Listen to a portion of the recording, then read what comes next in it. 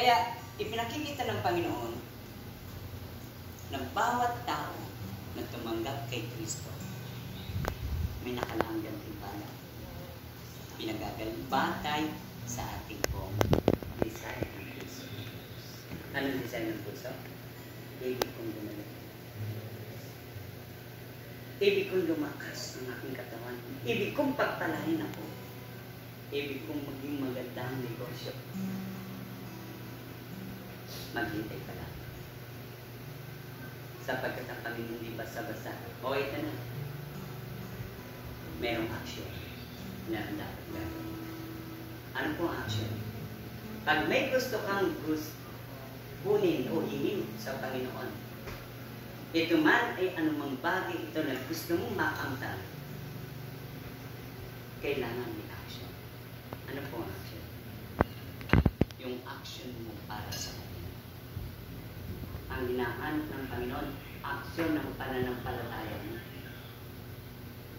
Na dapat kapag ikaw ay may pananampalataya, hindi ka titigil magsamba.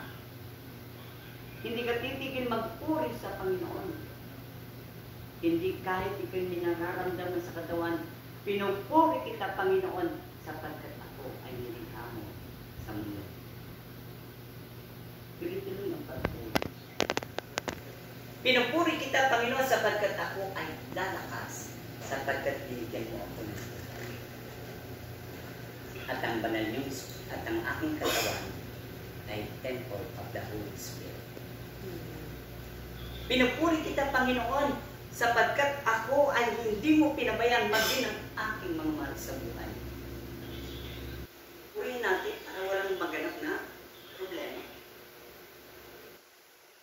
Ako lagi kong pinupuri ang Panginoon. Ayaw ko ito na sakit at karamdaman sa Panginoon. Ayaw ko magkaroon. Ayaw ko meron matidisgrasya. Pinupuri ko lagi ang Diyos sapagkat at pinaglilingkuran sapagkat ayaw ko na magkakaroon kami ng kahirapan matindi. Ayaw ko magkaroon kami ng matitinding pagsubok. Kaya araw at